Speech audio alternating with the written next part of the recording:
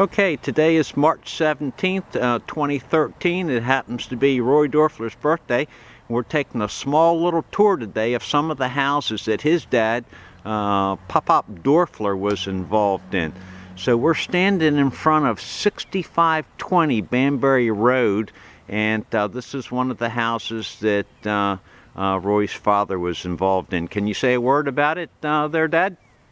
Yes, I helped my father build this house. I was a helper, but he was the carpenter, and he did all the planning and construction of this house here back in the early 30s. I don't recall which day, but it was in the early 30s when this house was built. Uh-huh. So you're just a youngster then, what, 10, 12, 15 years old? No, I was probably, I would say 14, 15 years old. Okay. And since then, there's been some additions to this house. So looks like a little addition on the left, a little addition on the right. That's correct. It was a very small, compact house. Okay. But I patterned my house after this house, with a few modifications. But the idea is, and the design is similar. Very good. Very good. Let's see. Get a little more shot there of the house. See if we can zoom in a little bit. All right, very good. Okay, here we are in front of Dee and Paul's house, which was also built by Pop Dorfler. Gosh, 809 Register Avenue. Dad, you want to say a word or two about this house? Yeah, this was built before my time. It was around 1915. And my father built this house, and his brother and sister both lived in it, along with my father and my mother. It was one of the I think it's the third or fourth house built in the neighborhood. Now this house has gone through some severe changes too. It used to have a big wraparound front porch on it. And, that's correct. And that type of thing. And then the new owners, my daughter and her husband, they took off the wraparound porch, and they built a big deck on the back of the house, which is kind of more up to the times. Okay. And at one time you had what, family living here with you when you grew up? I had an uncle and an aunt living here with my father's brother and sister, and yeah, that's who the originally there was that many people here.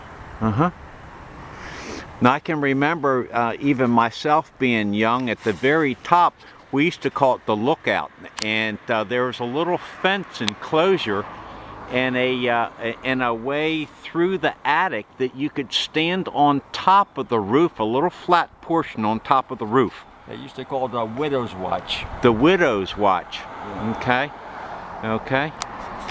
Well, while we're right here in the area, this is 807 Register Avenue. And you want to say a word about this house? This was built during the Depression times in the late 30s. It was built strictly as an investment, but my father owned the property, so he built a house on it. And as soon as he built it, it was occupied, and it has always been occupied by some family. It's never been sitting there without any occupants. And your sister moved into it? My sister and her husband moved into it, that's right. And they've been here, well, since I remember.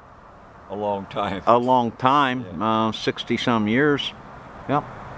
Okay, so this is one more of the portfolio.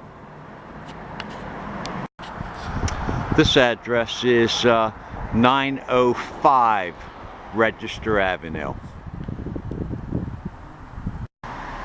Okay, so here we are at another one that Pop Dorfler built. By the way, I don't know whether I had mentioned, but today actually is this young man in this video. It's his 93rd birthday today, so we thought it'd be appropriate to take this little tour.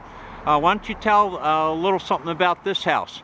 This house was originally a store in the community, just a general store that everybody came to for many, many years.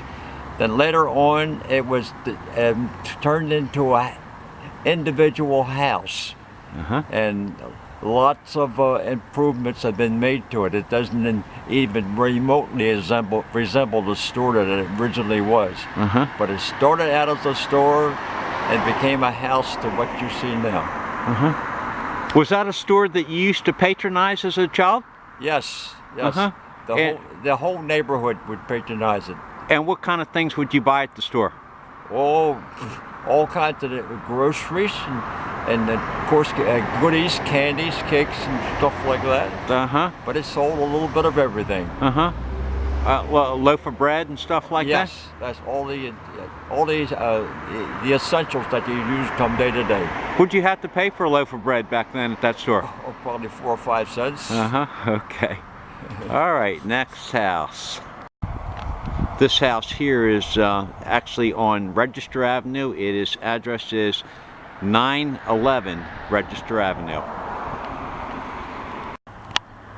All right, this is the next house in the group of selection that Pop Dorfler built. Dad, is there anything you have to say about this house? Yes, this was built in around about 1937, about that. And it was just a house that my father used to do this a lot during the summertime. He did it as a side job. His regular job was a carpenter, and he built these houses in the neighborhood as people wanted the house to be built. He did it as a part-time job, as extra work. I mean, this was built around in about 1937. All right, very good. Nice looking house. Okay, now we're in front of Idlewylde United Methodist Church. And Dad, you want to mention what kind of involvement that your father had on this structure? Yes, my father was one of the lead carpenters in the construction of this church. And I don't know but it was in the between 1915 and 1920. He's in that era there. But he worked on the construction of this church, and it's been enlarged a few times. But this is the church. This is the first church in Idlewylde. Very good. Did you ever attend this church? I went to Sunday school at this church. My father was a Sunday school superintendent. Oh.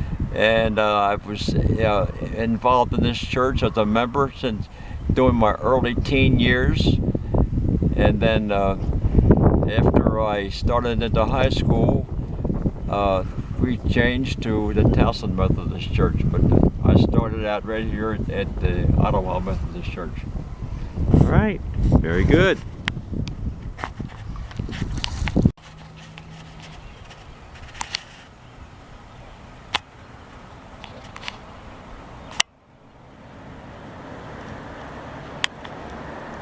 Okay, we have one final one here.